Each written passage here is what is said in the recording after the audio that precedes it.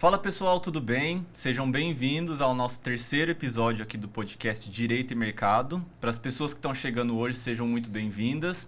Aqui a gente trata sobre o direito imobiliário de uma forma muito fácil, uma prática dinâmica para quem tem negócios imobiliários, para quem atua para o mercado imobiliário no contexto geral.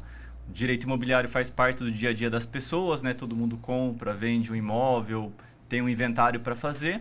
Então a ideia aqui é facilitar para todo mundo.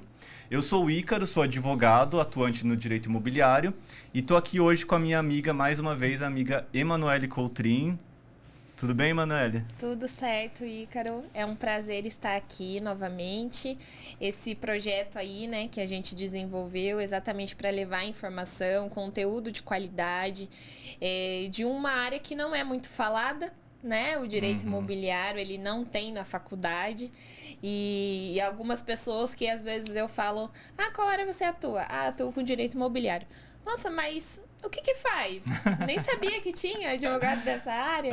Porque as pessoas estão muito acostumadas a associar com o direito civil. Sim. Né? Então, a área do direito imobiliário, ela é realmente isso que o Ícaro falou. Todo mundo tem um inventário por fazer, está presente na vida de todo mundo, tem compra e venda, tem locações, todo mundo precisa morar em algum lugar, seja comprando um imóvel, seja recebendo em doação.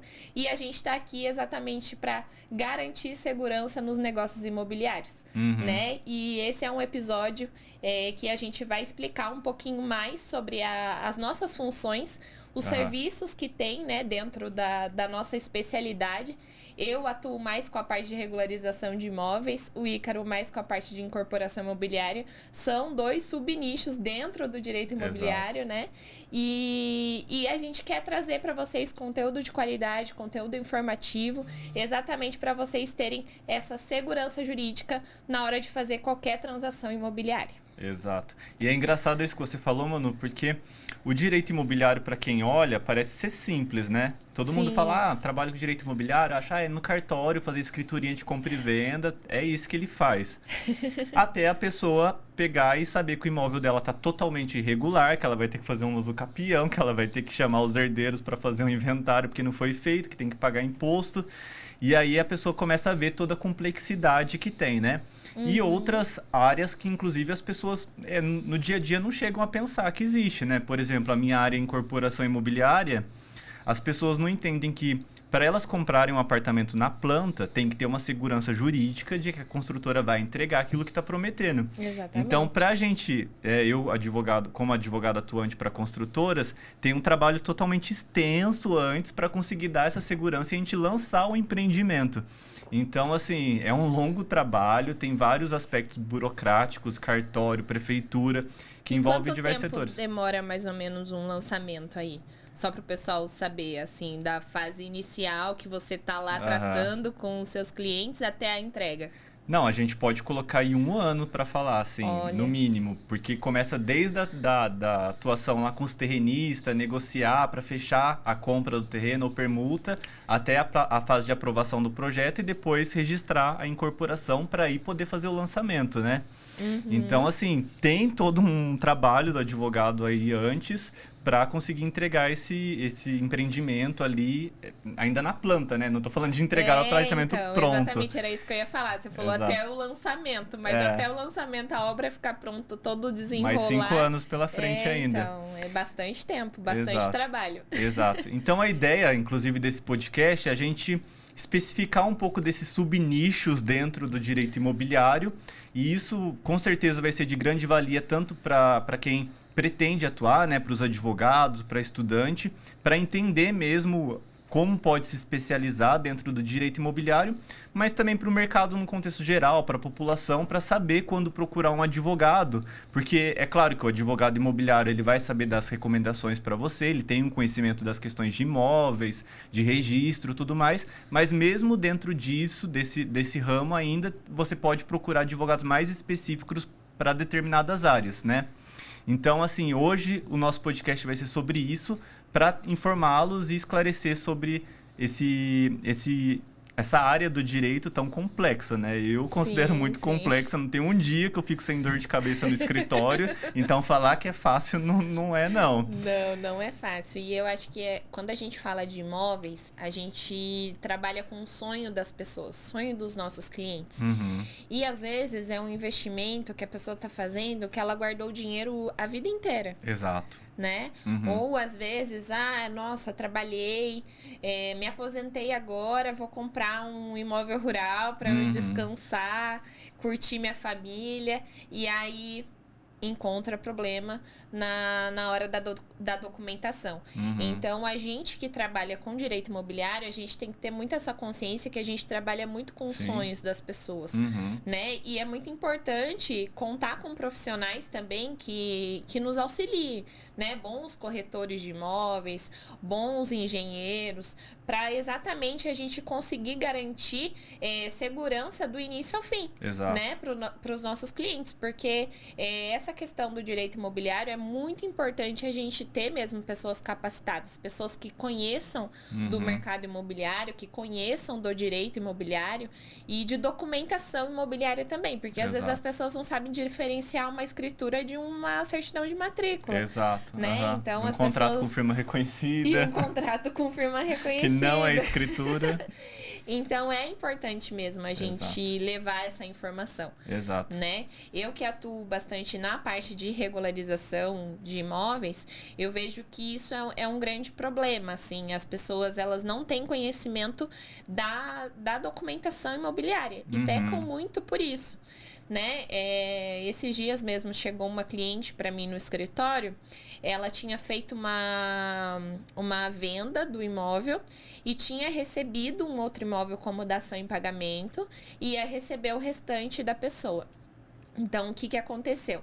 Ela vendeu o imóvel dela, por exemplo, aí, R$600 mil, recebeu um imóvel de pagamento no valor ali de 250 mil, o restante a pessoa fez em dinheiro. E aí, essa transação foi feita já há bastante tempo, e até hoje ela não tinha conseguido transferir o imóvel que ela recebeu de permuta para o nome dela. Nossa. E a pessoa que deu o imóvel para ela como pagamento, que não é permuta, né, dação em pagamento, a pessoa, ela não estava com o imóvel no nome dela. Nossa, então, assim, senhora. não estava regularizado. Ela pegou um imóvel que nem era, né, na cadeia registral ali, teoricamente, a pessoa nem tinha propriedade. E ela tá morando nesse imóvel já faz bastante tempo e ela não se sente segura. E aí ela chegou até mim, né, até o meu escritório, e ela tem um processo judicial contra essa mesma pessoa, porque a pessoa atrasou o pagamento das parcelas. Nossa. E aí o advogado que ela contratou na época, ele tem brigado muito pelo valor das parcelas, mas ele não tem regularizado o imóvel para ela. Nossa senhora. E a maior dor dela é realmente a segurança jurídica que ela quer ter com esse imóvel que ela recebeu de pagamento. Então, é importante também a gente saber, de fato, o que o cliente deseja, qual é a dor dele, né? Ela ficou bastante emocionada, assim, mas esse é um ponto muito importante. Então, quando a gente lida com regularização de imóveis, é exatamente isso. Porque a pessoa chega lá desolada, ela acha que ela foi enganada, e aí ela fica realmente ali, parece que tem uma nuvem, né? Tampando, tá tudo muito nebuloso, ela não consegue resolver, ela não entende, e ela tá pedindo socorro para regularizar a situação dela e que ela possa dormir em paz. Exato. Nossa, né? Você me lembrou de um caso até, esses dias eu tava trocando uma palavrinha com um colega advogado e ele trabalha muito com REURB. E aí ele tava me passando um relato de uma cliente dele que falou para ele que ela não viajava. Porque não viajava para outros estados, porque pra gente é uma coisa muito comum, né? Pega o carro, vai para São Paulo, pega o avião, vai para outro estado, para outro país. E ela falou que ela não conseguia nem ir pro sul de Minas visitar a família dela. Ela é daqui de São José. Porque era um imóvel irregular e ela morria de medo de quando ela fosse viajar, ela chegasse e o imóvel dela não tivesse mais lá, porque alguém tomou posse, porque alguém invadiu ou alguém simplesmente demoliu, por ela não ter o título de propriedade oficial do imóvel. Gente do Então, céu. assim, eu fiquei imaginando como que isso impacta a vida dela, né? No sentido de, a pessoa não tem nem a liberdade de ir num domingo e visitar a família no sul de Minas. Então, é uma questão realmente muito relevante, assim.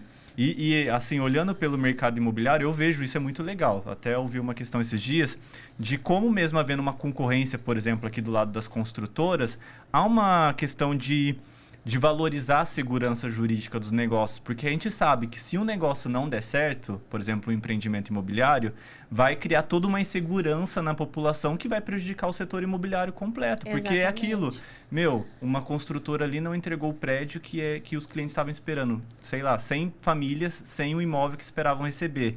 Você acha que essas pessoas vão querer comprar de outras construtoras com medo de acontecer a mesma coisa? Então, tem uma proteção, assim, para criar esse ambiente de segurança, de confiança para o mercado desenvolver. Porque é moradia. Moradia é direito constitucional. Então, assim, a gente trabalha com um setor muito importante. Mas, Manu, me conta um pouco do seu trabalho. Você trabalha muito com regularização. É uma área que eu confesso que eu não domino aqui, né? Como a gente falou, tem essas diferenças. E aí, qual que é a sua rotina no dia a dia? O tipo de processo que aparece para você? É muito judicial? É muito extrajudicial? Me conta um pouco.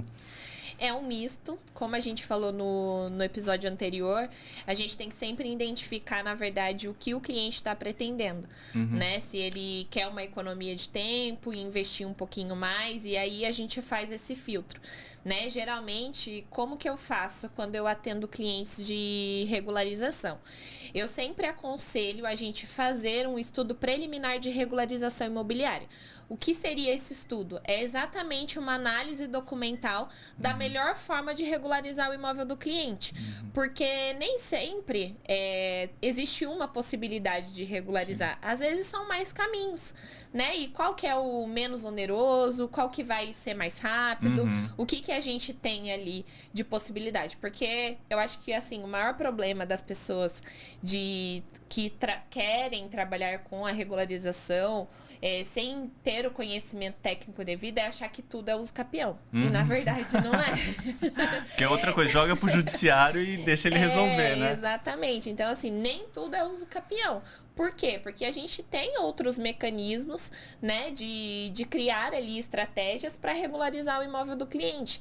Por exemplo, esses dias uma cliente chegou até o meu escritório, ela tinha o contrato com a loteadora e tinha o termo de quitação. O advogado dela foi lá e entrou com um processo de uso capião, mas caberia uma adjudicação compulsória. Muito mais que é rápido. muito mais rápido, dá para fazer no cartório, enfim, mas só tem esse conhecimento de fato quem é especialista na área, quem sabe o que fazer, né? Até porque, pra gente fazer a adjudicação compulsória, precisa ter o vínculo com a pessoa que está na matrícula. Então, se você comprou diretamente da pessoa que está na matrícula e por algum motivo ela não concedeu a escritura, cabe uma adjudicação compulsória, né? Às vezes a pessoa faleceu ou sumiu mesmo, enfim, ou se recusa a fornecer a escritura, existem N motivos, ou até a loteadora, né, às vezes faliu, enfim, não tem nenhum representante. Então, é importante a gente fazer esse estudo preliminar de regularização para identificar a melhor forma.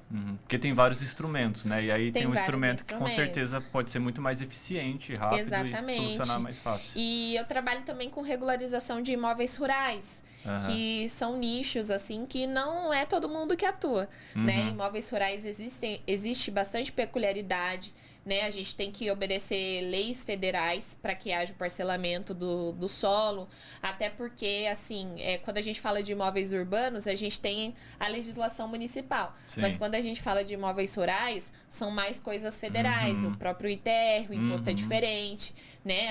A fração mínima de parcelamento ali depende do módulo rural, enfim.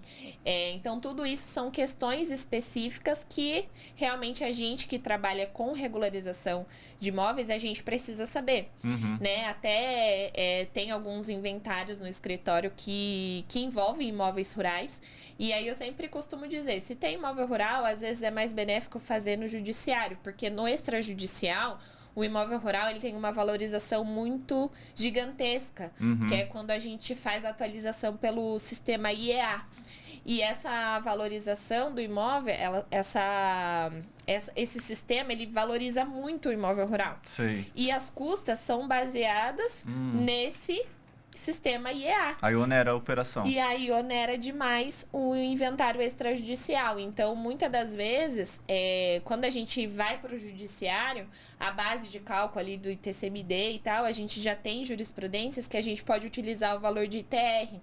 Então, com isso, a gente consegue reduzir drasticamente o valor ali das custas do inventário. Para você ter ideia, teve um cliente que a gente fez um orçamento no cartório, tava dando 85 mil reais de custas. Caramba. Porque tinha um imóvel rural. E no judicial ia dar 10 mil reais. Caramba. Então, só quem sabe faz mesmo, hein? Mas e dentro só uma curiosidade, você tem algum número assim, não precisa especificar, mas tipo, da onde que vem mais esses imóveis para regularizar? São loteamentos irregulares, são inventários que ficaram por fazer e a pessoa comprou, são aquele que transferiu para 1.000 pessoas? Da onde que vem mais essas demandas? Pessoas que não fizeram inventário na época e vão deixando. E outras também que compraram de loteadoras que já faliram. E aí a pessoa vai vendendo por contrato de gaveta, vendendo. E aí até que chega realmente ali alguém que quer regularizar. Nossa. Um ponto também importante são imóveis em Caraguá, que tem muitos loteamentos que não são clandestinos, né? Que a gente chama. Que não foram passados por um processo de loteamento, Sim. de fato, obedecendo à legislação municipal. E aí em Caraguá tem bastante. Também Entendi. eu tenho alguns processos lá de regularização de lotes que foram implantados em loteamentos clandestinos. Caramba.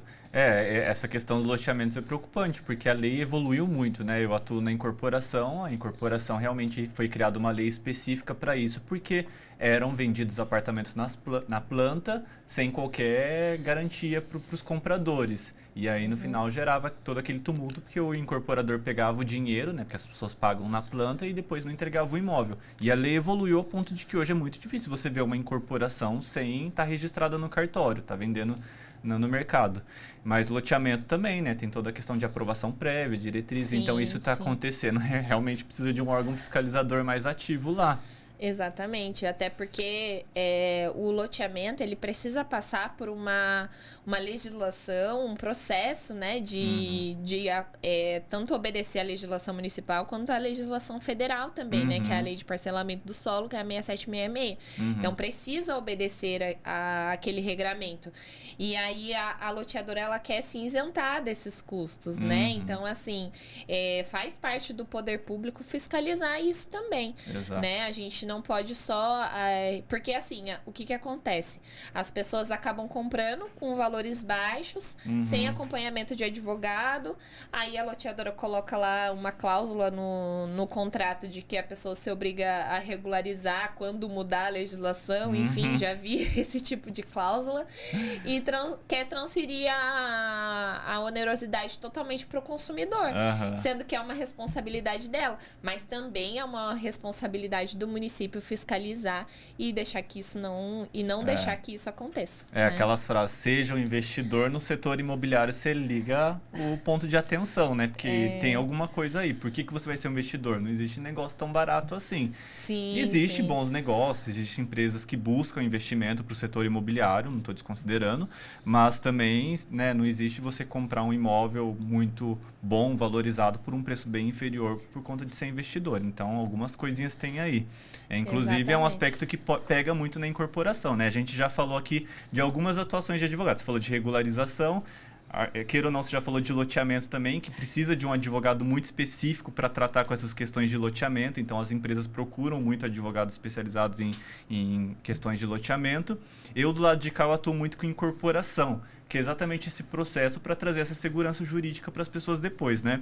As pessoas não entendem muito o que é incorporação, mas como a gente falou, é justamente todo esse processo que a gente precisa fazer de aprovação de documentos, aprovação de projeto na prefeitura, para conseguir vender, porque você vende um produto inexistente até então para a pessoa, né? É uma expectativa, uma né? expectativa futura, exato. O próprio nome já diz, né? Uma unidade imobiliária futura em construção. Então, assim... Tanto é que quando você vai comprar no lançamento, por exemplo, você chega lá, só tem um terreno, um stand de vendas, né?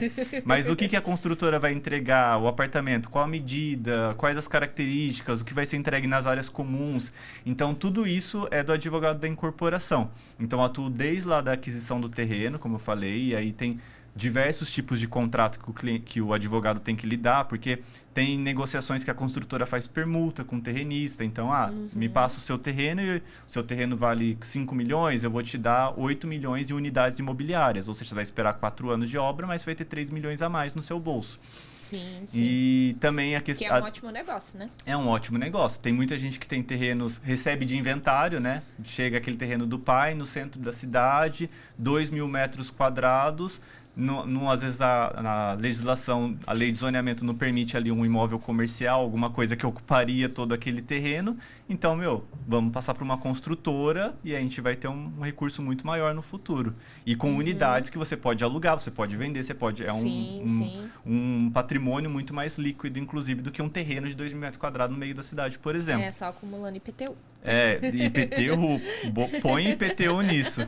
Então, tem toda essa parte de negociação ali, às vezes a gente faz compra e venda também, então tem várias permuta financeira, que às vezes quando o terrenista ele vai receber um percentual dos valores das vendas mensalmente, então tem toda essa complexidade, depois a aprovação do projeto, mas finaliza com o ato principal, que é a incorporação no cartório, que é justamente onde a gente vai falar para os consumidores, podem comprar, que está tudo garantido aqui no cartório. Inclusive a minuta padrão que a gente vai usar no compra e venda, o memorial descritivo de acabamentos, o memorial de incorporação, onde a gente especifica as medidas de cada unidade, das áreas comuns, o que vai ter de acabamento, de itens de instrumentos, academia, né, salão de festa, coworking, tudo mais.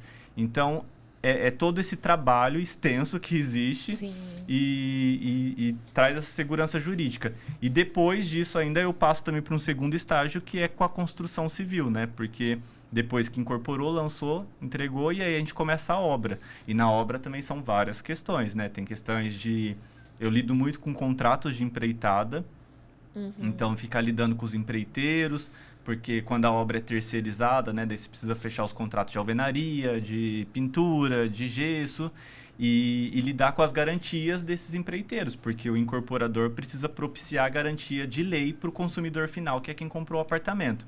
E aí a gente precisa cobrar isso do empreiteiro, porque se ele que fez o serviço... porque a mão de obra precisa ser boa, né, qualificada. Exato, específica. Foi ele que fez o serviço, ele precisa oferecer. Então, aqui eu atuo em 2 áreas de incorporação e de construção civil, que também tem, muita coisa, que inclusive se eu fosse destrinchar, daria sub-nichos dos nichos, porque tem muitas áreas para trabalhar e muito serviço que o advogado imobiliário acompanha. Eu, praticamente, durante a obra, eu visito obras uma vez por mês dos empreendimentos, porque eu chego lá, sempre vai ter uma questãozinha de um empreiteiro que está desandando, e depois que entrega também a questão de garantia, de revisar coisa com os clientes, daí já entram as 2 áreas, né? A incorporação, para questões de escritura, tudo mais, para transferir para o cliente, mas da construção, da garantia, que a lei prevê a garantia de 5 anos, ou a garantia dos materiais, a entrega do condomínio. Então, tem algumas áreas aí. E dentro do meu setor, eu sempre terceirizo uma atividade que é a due diligence. Você faz, né? Ah, sim. No escritório eu chamo de auditoria imobiliária para aquisição de imóveis, que é exatamente a due diligence, né? Que alguns também chamam de análise de risco, enfim. Mas, basicamente, consiste não só na elaboração do contrato de compra e venda, mas todo levantamento do histórico do vendedor. Se tiver ali uma doação no meio, a gente puxa também do antigo que tá doando também pro filho, enfim. Até porque, às vezes, né, tem questões que a gente sabe que as pessoas querem fraudar credores, né? Então, a gente tem que tomar muito cuidado com essa questão de documentação imobiliária, exatamente pra gente ver se a pessoa que tá comprando, ela tá sendo prejudicada ali, vai ter um risco pro negócio ou não, ou se tá tranquilo, tem segurança. Mas também eu costumo dizer que a gente, advogado, a gente não vai falar para o cliente, não compra. A gente vai falar o seguinte, olha, tem esses riscos aqui. Sim. Vamos tentar solucionar o problema? Porque a gente tem que ser advogado do sim e não advogado de que, não dá para fazer. Só embaraça os negócios, né? Não. Porque eu acho que isso é um ponto muito importante do advogado que lida com direito imobiliário na prática mesmo, para ele viabilizar os negócios, né? Esse é um ponto muito importante. A gente saber lidar com os riscos e entender e solucionar. E não falar para o cliente, não compra. Exato. Né? Até porque se constarem nas certidões ali, processos judiciais em nome do vendedor, que é uma das etapas, né, da due diligence, da auditoria imobiliária, enfim, solicitar processos, solicitar certidão de protesto, a gente vasculhar mesmo a vida do vendedor para ver se ele tem. Esses dias eu estava fazendo uma auditoria imobiliária, a pessoa tinha processo trabalhista, tinha processo criminal, tinha processo de execução fiscal, todos esses processos. E aí, o que a gente encontrou de estratégia? O que ia acontecer? Era um imóvel de herança que eles tinham recebido. Um dos herdeiros tinha todos esses processos judiciais. E aí, qual que foi a nossa estratégia? Olha, ele vai receber, ao invés dele receber herança, se ele renunciar, renuncie em favor do herdeiro que não tem nenhuma dívida. Sim. E aí a gente consegue transferir diretamente para o comprador tranquilo. Então, assim, são estratégias que a gente vai lidando ali no dia a dia exatamente para possibilitar os negócios com segurança. Exato. Eu poderia muito bem falar assim, não vai dar certo, a gente não vai fazer, não compre. Não, o que a gente pode fazer para dar certo? Exato. Né? Então, até acho porque, que esse é o nosso papel. Porque às vezes você puxa uma certidão ali do TJSP, por exemplo, aparecem diversas ações, assusta o comprador. Meu Deus, o vendedor tem diversas ações. Você vai ver que são todas as ações já arquivadas, né? Porque aquela certidão aparece muitas vezes ações já arquivadas, extintas, já pagou. Então, nem sempre aquilo é um impeditivo para seguir com o negócio. Mas, além disso, tem muito advogado que evita essa auditoria porque fala, tem o princípio da concentração dos atos na matrícula, né? Então, não está na matrícula, o imóvel não está penhorado, está limpo. E não é bem assim, né? A gente sabe que se tiver uma trabalhista lá, uma execução trabalhista, vai pegar o imóvel. E precisa ter muito essa atenção, que só um advogado que faz esse tipo de serviço consegue fazer. Mas também não consegue... É claro que a gente faz toda a análise para dar maior segurança jurídica, mas não é 100%, né? O direito está em constante evolução, como a gente conversa aqui. E aí, inclusive, recente teve aquela questão da dívida ativa, né? Que se o vendedor tiver dívida ativa, o negócio pode anular no futuro, mesmo não tendo execução fiscal. Essa decisão, para mim, é muito temerosa, assim, traz uma insegurança. Muita insegurança. Eu também acho, não acho legal isso daí. Não tem como você investigar se a pessoa tem dívida ativa nos, sei lá, centenas de milhares de municípios no país, né? Para você pesquisar se tem dívida ativa. Então, realmente não tem como a gente trazer tudo isso, mas é para dar um máximo de segurança. E aí precisa do advogado. Não adianta você chegar, fazer um acordo com o seu, eu conheço ele, vou comprar o imóvel, que eu sei que ele é pessoa legalzinha, mas depois e o processinho que tá lá na justiça, sabe? Vai embaraçar seu negócio. Mas você falou muito legal aí também, já trazendo um outro trabalho do advogado, que é dentro do inventário, né? A gente discutiu no episódio anterior do trabalho extrajudicial, do advogado no inventário, que também é uma outra área, para ajudar os herdeiros, que às vezes as pessoas às vezes não estão nem preparadas, perderam os pais, estão passando por um momento super difícil e tem que lidar com as questões patrimoniais, dividir para evitar esse conflito entre os herdeiros, que é um outro trabalho também que o advogado imobiliário pode ajudar muito, né? Porque envolve muito, na maioria dos casos é patrimônio imobiliário apenas. Então, e exatamente no inventário até é algo muito importante a gente trazer, porque embora alguns advogados de direito de família façam inventários, né? Ou até alguns advogados que se aventuram em fazer inventários, eu sempre costumo dizer que muitas das vezes o problema de fato não está em fazer o inventário, na questão da partilha, mas sim na documentação imobiliária. Teve uma vez que uma parceira advogada veio me procurar e ela falou assim, olha, tem um inventário aqui da minha família, mas até agora não finalizou. Aí eu falei assim, me passa o número do processo. Aí ela falou assim, não tem processo, foi no cartório. Aí eu falei assim, como assim? O inventário não finalizou no cartório. Eu falei assim, mas não tem escritura? Tem, mas não terminou ainda. Aí eu agendei uma reunião com os clientes. Aí eu fui ver, o advogado tinha inventariado todos os imóveis de posse. Ou seja, tinha feito a escritura de inventário, Tá. mas nenhum imóvel tinha a titularidade, a Registro. propriedade. Exatamente. E aí, o que precisava fazer? Regularizar todos os Exato. imóveis depois.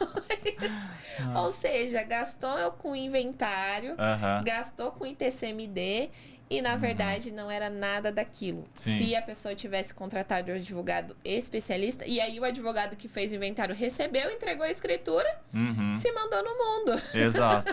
É sempre E aí assim. ele não sabia resolver, né? Na verdade, ele não sabia resolver o problema. Porque então, o inventário que tem muito patrimônio envolvido, principalmente, ele precisa ter um advogado especializado para saber tanto fazer a leitura desses documentos imobiliários, matrícula, olha, tinha propriedade, era um contrato, eram direitos e obrigações, e até as questões da qualificação, né, desses para ter registro, porque também não adianta você fazer o inventário, cliente, tá aqui o inventário, mas e aí, eu tô com a matrícula, não tô, e aí você vê aqueles casos que daí chega na segunda geração depois do falecimento, meu pai tinha um imóvel, mas o imóvel era do meu avô, tá na matrícula do meu avô ainda, mas meu pai fez inventário, mas não registrou. Não registrou. E aí tem que buscar a segunda via de TCMD, daí vai para a Secretaria da Fazenda, acaba deixando tudo muito mais difícil. Muito mais burocrático, né? Então, assim, o advogado que tem esse conhecimento técnico, ele vai bater o olho e vai falar assim, opa, pera, são imóveis de posse, não tem propriedade aqui. Vamos identificar a melhor forma de regularizar?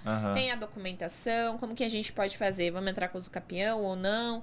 A gente precisa identificar, a gente precisa ir eliminando, né? Porque o inventário, ele é uma espécie de regularização, mas ela é uma espécie que a pessoa que faleceu, ela está na matrícula. Se ela não estiver na matrícula, a gente precisa, opa, pera, vamos avaliar de novo. Exato. E isso é um ponto muito importante. E às vezes a pessoa não tem esse cuidado, né? Não tem essa cautela, assim, de identificar ali. E aí acaba dando prejuízo pro cliente. Num momento muito difícil, né? Porque às vezes as pessoas acabaram de perder os pais, estão ali abaladas, então precisam desse advogado de confiança também. Mas dentro disso também já tem um outro advogado que trabalha hoje, tem crescido muito, né? Embora tenha algumas limitações, tem que ter cuidado, que é o advogado do planejamento sucessório. Sim, que hoje tem algumas ferramentas, né? Através de holding e tudo mais, mas tem outros instrumentos muito seguros, que nem o próprio testamento, você aconselhar, porque às vezes a pessoa já quer deixar certinho para os herdeiros, vai fazer uma doação, vai fazer um testamento. Então, a pessoa também tem esse advogado que consegue pegar, colocar todo esse patrimônio para ajudar na questão tributária e vamos fazer um VGBL, vai vender, ou vai doar, ou vai deixar um testamento. Então também tem uma outra atuação muito forte aí, né? Sim, sim. Essa questão do planejamento sucessório é um ponto muito legal, porque às vezes eu vejo os clientes querendo economizar. Aí eles falam o seguinte, a escritura de doação eu posso fazer? A escritura de compra e venda eu mesmo posso fazer? Sim, você pode fazer diretamente no cartório. Só que, qual que é o ponto? Teve uma vez que o cliente não quis fazer a doação comigo no escritório, e aí ele foi lá no cartório e simulou uma venda para um filho. Só que o filho era casado com o regime da comunhão parcial de bens. Ou seja, o que ele queria proteger, na verdade, ele enfiou a esposa do filho como uma proprietária do imóvel. Exato, que no inventário ela não teria direito, agora ela passa a ter. Nossa. Então, assim, olha como é importante, né, o conhecimento do advogado.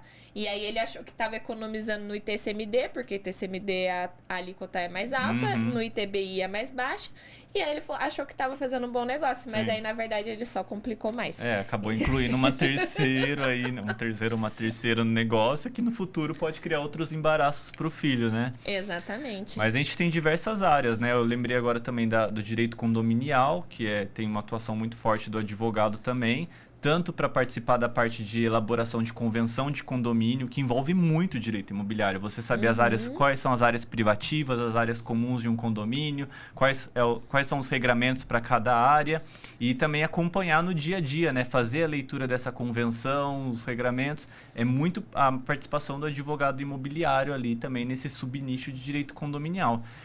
Acaba que todos os condomínios têm a participação de um advogado, assessor direto, e é mais uma oportunidade para quem está se formando também, uma especialização que é muito legal de fazer. Bem legal. Eu acho até que esse episódio dá vários episódios pra gente falar sobre cada um dos temas. O que você acha? Não, eu acho que a gente pode subdividir, né? O nosso tempo está acabando aqui hoje. Mas realmente, a gente tem muita coisa para falar e eu acho que principalmente isso a gente pode contar com a participação das pessoas, né? Então, se você é um estudante de direito, se você é um advogado que está ali indeciso por onde começar, mande aqui pra gente que a gente vai trazendo. Vamos ter que fazer mais um episódio sobre isso, acho que para destrinchar mais um pouco, falar um pouco mais sobre cada área. Eu acho que o planejamento sucessório tem várias possibilidades, dá pra gente trazer em um episódio assim todas as possibilidades das pessoas planejarem. Com muita cautela, né? Muita Porque eu também tenho visto muitos exatamente. figurões aí vendendo milagres tributários de planejamento e não é bem assim, né? A gente tem visto a Receita Federal caindo matando em cima para defender exatamente, não existe milagre, né? As pessoas têm que passar pelo sistema tributário e tudo mais. Mas, Manu, vamos voltar a falar desse assunto. A gente precisa, porque aqui o tempo foi pouco, né? Com certeza. E tem muito assunto mesmo, direito imobiliário. E é um assunto que eu falo, aquece o coração, que a gente gosta. Não, aqui tá né? fácil. E vai falando, conversando. Advogado já gosta de falar mesmo. Exato. E é algo que a gente lida no dia a dia, então não tem como ser diferente. Exato. Né? Mas aí a gente tem a limitação, senão também cansar o pessoal de casa. Não dá. Mas é isso, fica o nosso compromisso aqui de voltar a falar com vocês desse assunto. Sim, mandem com pra certeza. gente. E a gente, infelizmente, precisa encerrar por hoje, mas voltaremos, a gente se compromete, né? Sim, com certeza. E até o próximo episódio, pessoal. Muito obrigada. Obrigado, pessoal. Até mais. Tchau, tchau.